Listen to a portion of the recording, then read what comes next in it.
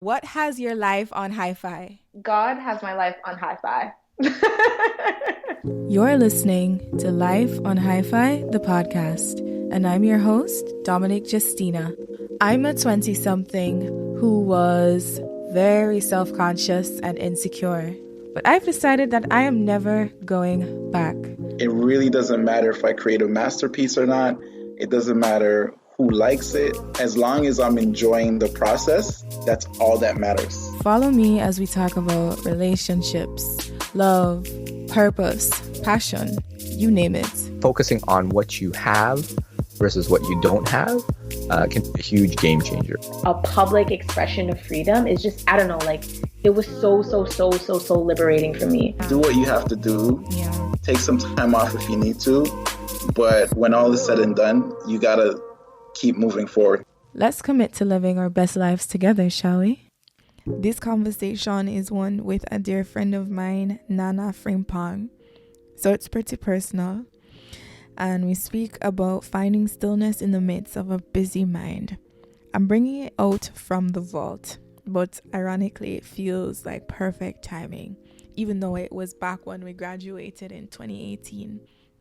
I don't know about you, but I've had a very busy mind, which is partly why I had to take a hiatus and I had to decide to create more, consciously decide to create more. Given this pandemic, I'm sure we all have been forced to sit closer with our thoughts. I mean, the world collectively was forced into silence. In which reality did anyone ever expect something like this to happen? And I thought, there is no conversation better to release than this one right now in this moment. And so I hope this convo is some food for thought for you. Without further ado, let's dive in. I think we have a very interesting relationship where we were always doing our own thing and writing our own story in school together. But we spoke such a similar language.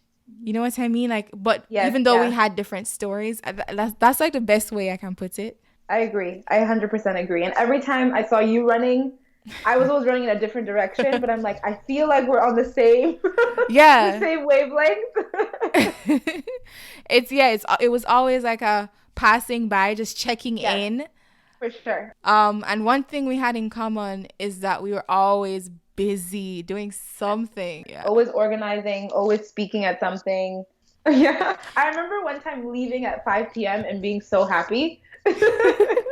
Like, finally, the sun is still there. Can you imagine? Like, hope. I know.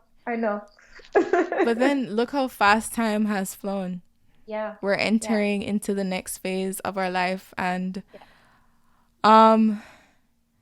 I don't know. I feel like I've said this before on my social media, but I don't think that I've done more soul searching than in the past 4 months. I feel like I've done more in the past 4 months than in the past 4 years of my life.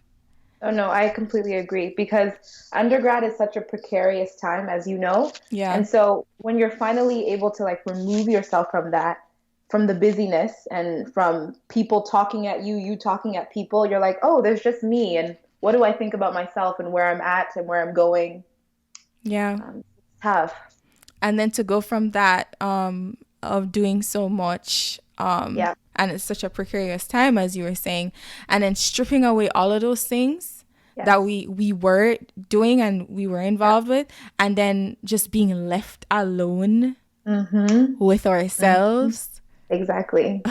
Yeah. Who are you when you take away the title of this, the organizer of this? Exactly. Yeah. And it's the stillness. And I mean, during the period of organizing and being busy, there was always a yearning for stillness and silence. And I didn't realize how real things would get once I got all that stillness and silence I was yearning for.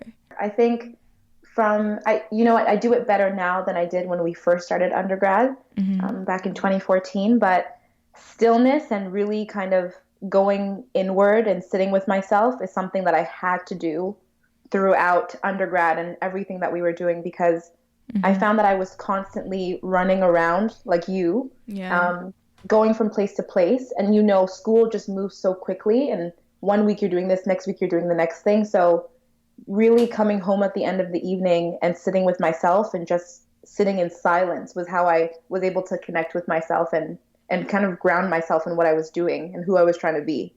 And so where did the value in doing that come from? Was that something that you always believed in, or is that something that developed over time? I think it definitely developed over time.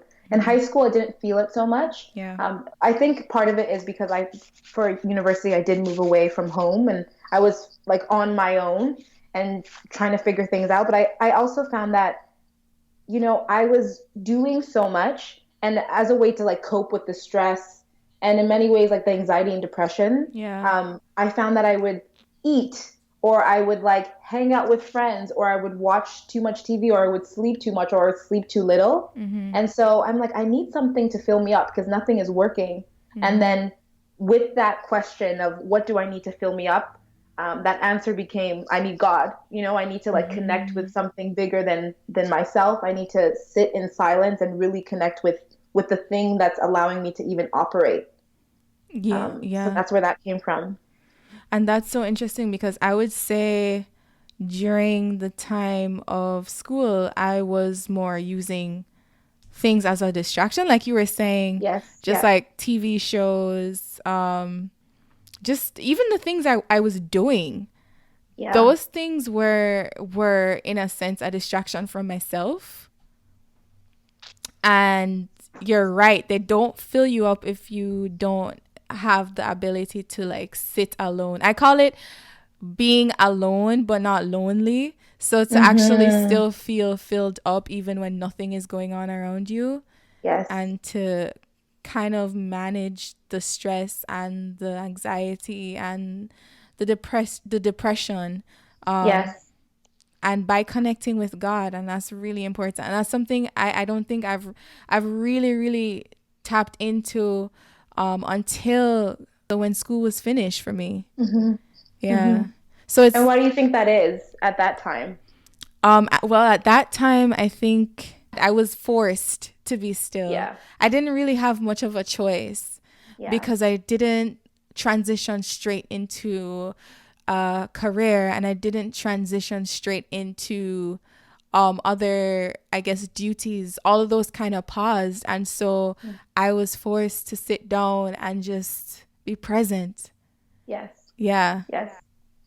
I really like that you said forced, because I was speaking to someone the other day and she was saying she was frustrated because she was like, my mom and my sisters, they always go to God. They always say, pray about it or do something about it. But my first instinct isn't to pray or to go to God. It's to fix it in some physical form. And so when you use the word force, I'm like, that's so powerful, because I think people think it's easy to say, I'm going to get still and listen.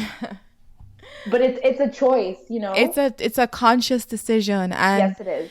And I feel like that's kind of like why it's so hard for some people to meditate. For sure, meditating isn't easy. Just because it's the epitome of being present, being mindful, and being still. And thoughts are so I guess they can have you so restless that the feeling of just sitting down and like letting them flow and not focusing on them is so uncomfortable. For sure. If you're not used to it.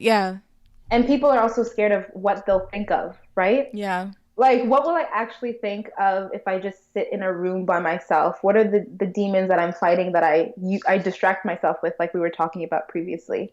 From experience, I would say that the value in that is like, it gets ugly before it gets beautiful. So dark thoughts do come up. Like once you decide to consciously sit down, all the things that you've tried to suppress have now this chance to uproot themselves. And so prepare yourself for those things and challenging and facing those things, because on the other side is you being able to conquer them and you being able to be conscious of them and navigate your way through them. Amen. I think one of my favorite quotes is by John Kabat-Zinn, and he says, there's more right with you than wrong with you, no matter what's wrong with you. And that's so important to keep in mind, especially when you're still and you're meditating, because all of those deep, deep thoughts, like what you just said, come up, and you have to be able to say, that's just a thought passing, and that's not me. For sure. Have you noticed the difference between meditation and prayer, or is there a difference for you? I think of them as one and the same. So I have like a daily spiritual practice where I'll wake up and I'll journal for, sometimes I can go on for like 2 hours just writing in my journal. Oh. And yeah. I have a gratitude journal. Is it something similar to that? So how does your gratitude journal work? Because I write like entries about like my day, what I'm thinking about. So I wake up, I pray, then I meditate, and then after that I go into my journal and I kind of just fill a page with what I'm grateful for, just to set the tone of my day. Yeah. I think so. Oh, so mine is probably a hybrid of that too, because I say a lot of like, God help. But also, like, I'm so grateful to, the first thing I actually do when I wake up, when I open my eyes, is I say, I'm going to trust God and I'm going to do good. That's the first thing I say when I wake up. Oh, that's powerful. Yeah. Where did you get that? Writing. Is that something that just came to you, or? No, so that phrase actually came from Joyce Meyer. Yeah. Okay. Sorry about that ding. It's okay. I can edit it out. So, okay. Are you good? Yes, I'm good. Okay. So, who is Joyce Meyer?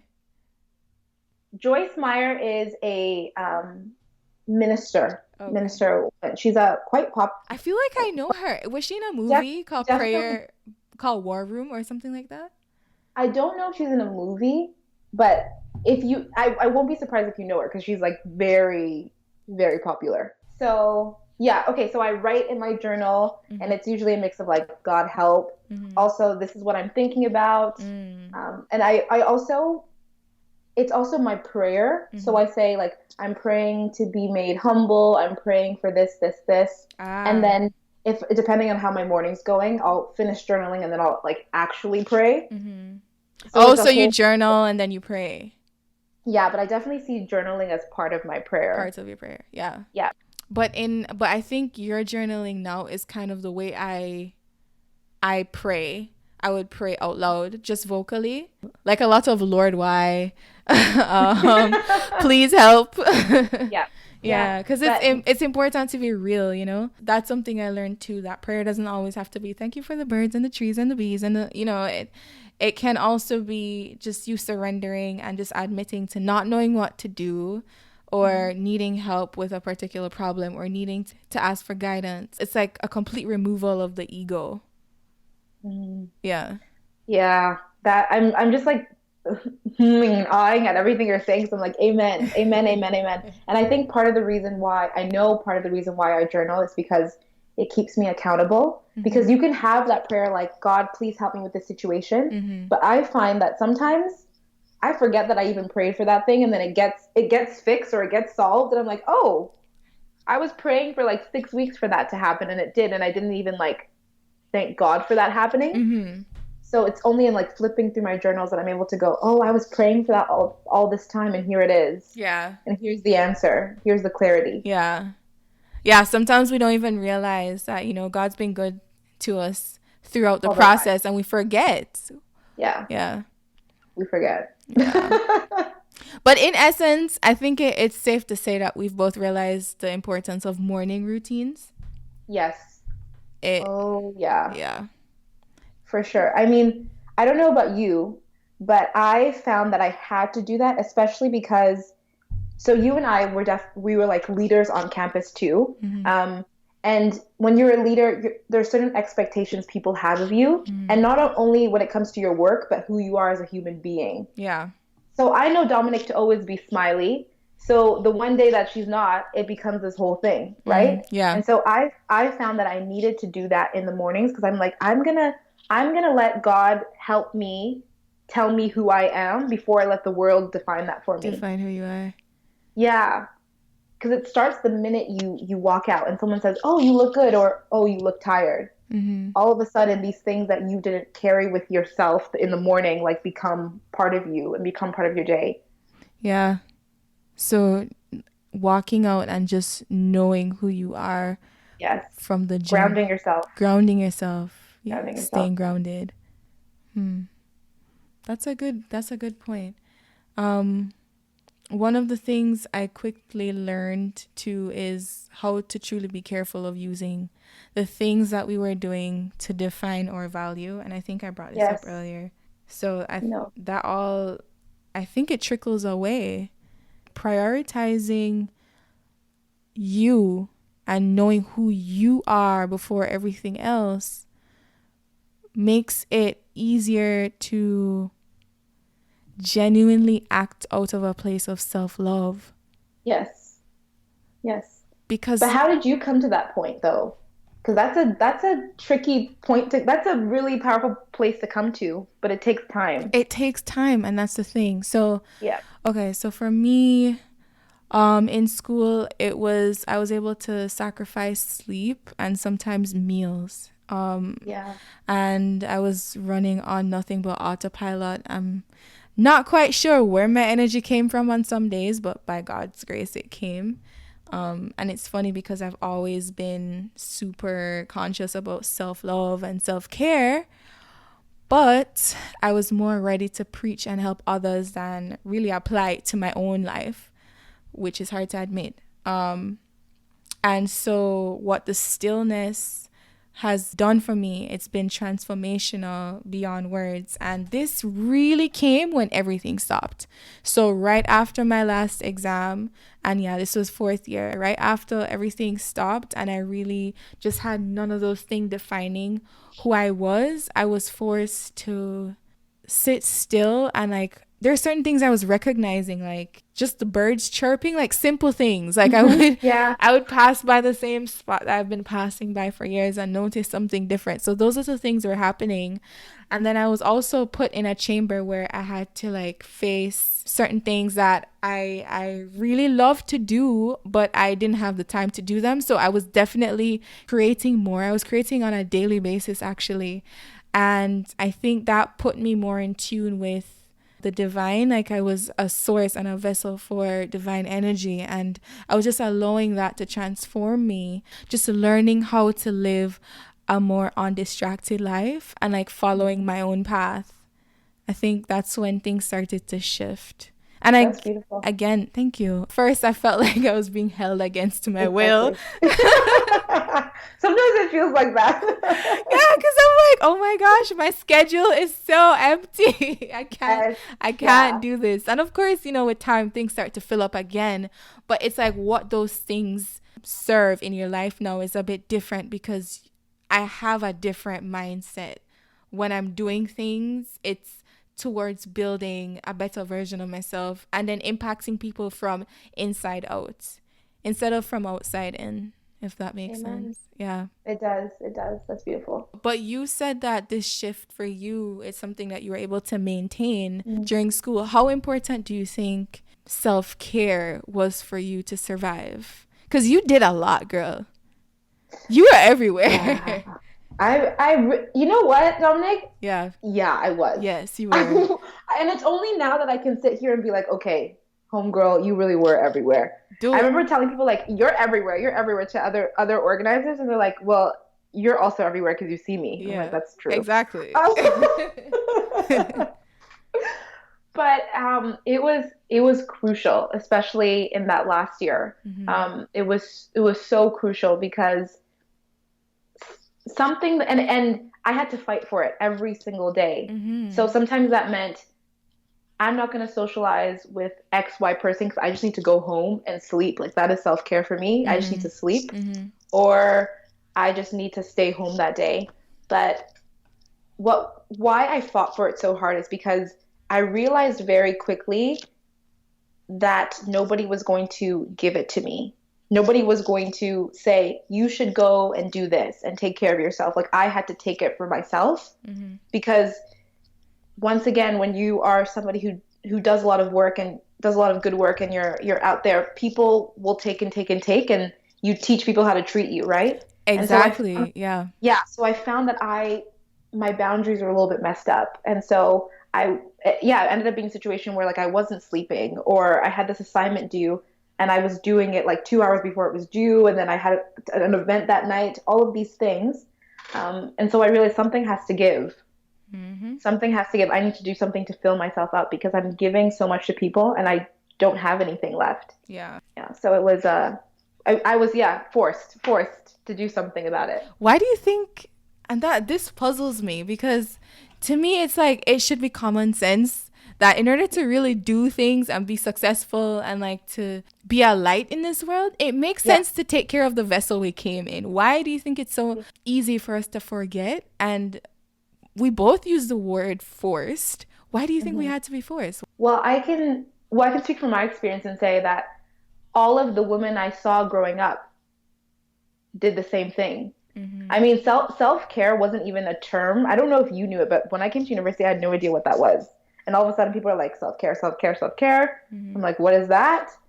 But I grew up in a family where the woman did everything and they were running around. And part of what made them so great, why everybody loved them so much, is because they did so much.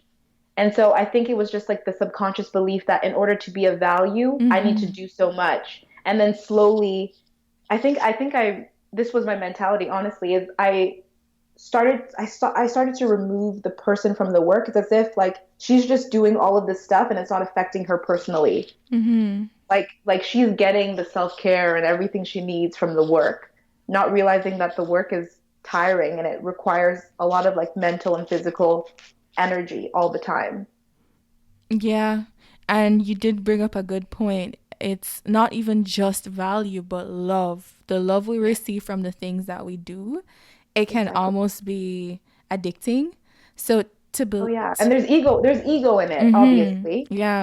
But you know what? You said something that makes me that I've been like grappling with. You said go back to ourself, to our center, and that suggests that there is this center, that there is some like essential self. Yeah.